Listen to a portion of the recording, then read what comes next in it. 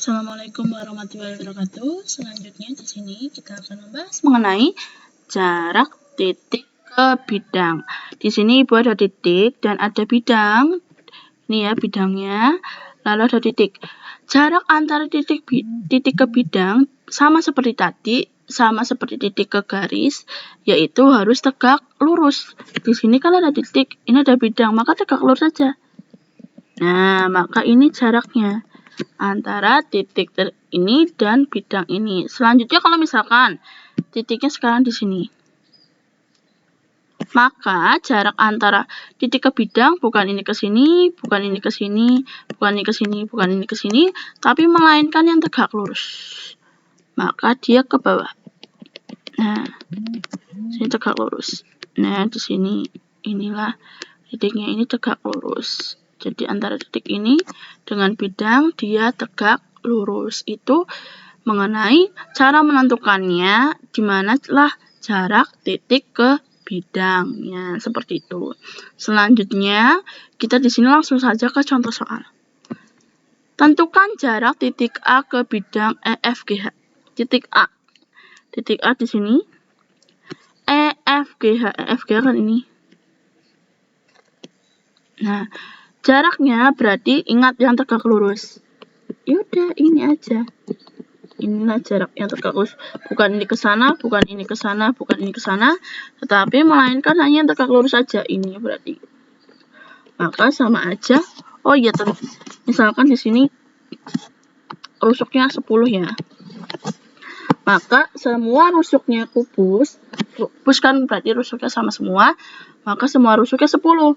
Nah, A ke E ini sama aja rusuk kubus, sehingga jarak antara A ke bidang EFGH itu sama saja dengan jarak A ke titik E. Sedangkan jarak A ke titik E itu sama saja dengan panjang dari AE.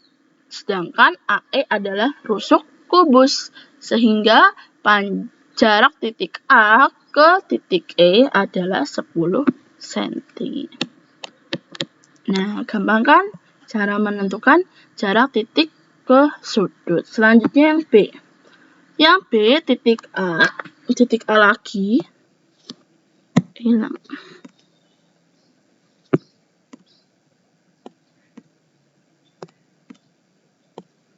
Nah, titik A lagi, tetapi di sini ke bidang BCHF. BCGF. Salah ya, ini GF bukan FG. GF. Bidang BCGF. BCGF. GF. Nah, sekarang kita mau menentukannya. Kita BCGF ini. Nah, jadi jaraknya itu selalu tegak lurus. Maka ya udah, jarak A ke bidang BCHF itu sama aja ini. Nah, inilah jaraknya karena dia dari A ke bidang BCHF ini tegak lurus di titik B, sehingga jaraknya adalah 10 cm karena AB itu kan tadi rusuk kubus, maka jarak A ke titik B itu adalah 10 cm. Nah, sekarang tentukan selanjutnya yang C. Tentukan jarak titik E ke BDHF. Titik E. Sekarang titik E ke BDHF. BDHF ini. BDHF ya. BDHF. Nah, salah buatnya jelek ya. Oke. Tetap nggak mau.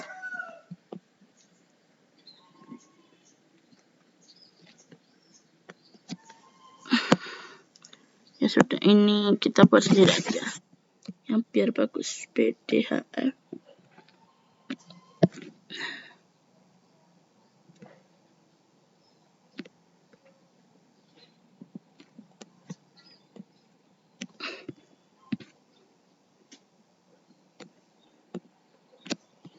Jadi kalau mau membuat ini kalian perlu menggambarnya dulu, di mana bidangnya, di mana titiknya. Baru kalian bisa menentukan jaraknya. Sekarang jarak titik E ke bidang BDHF itu jaraknya bukan ini ke sini, bukan, ya, ataupun ini ke sini, bukan, ini ke sini juga bukan, tetapi dia jaraknya tegak lurus. Tegak lurus berarti dia ke sini. Nah, ini tegak lurus di titik sini. Misalkan ini perpotongan titik O. Nah, maka jadinya jaraknya EO. Jarak titik E ke garis BDHF itu adalah jarak titik E ke titik O ini. Nah, cara mencarinya sekarang. Titik E ke O itu kan sama aja setengahnya garis EG. Ya, ini kan setengahnya nih. Setengahnya dari sini ke sini, ini kan setengahnya. Ini setengahnya garis EG. Maka dari itu sama saja kita cari EG-nya dulu.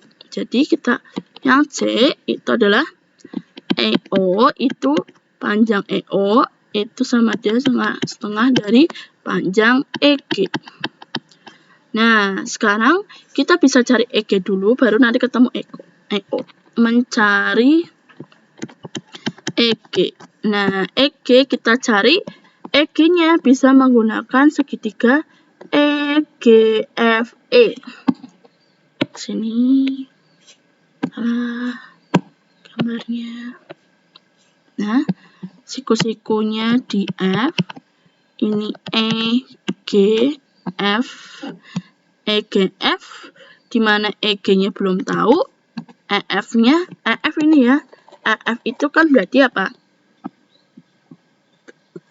Rusuknya panjangnya 10, FG juga rusuk 10. Ingat seperti tadi, seperti minggu lalu ataupun di video sebelumnya, kalau sini 10, maka di sini adalah 10 akar 2. Seperti itu. Sehingga langsung saja kita ketemu 10 akar 2 tanpa menggunakan teorema Pythagoras. Karena EG itu merupakan diagonal sisi. Sehingga kalau diagonal sisi dikubus, itu selalu akar 2, ada akar 2-nya.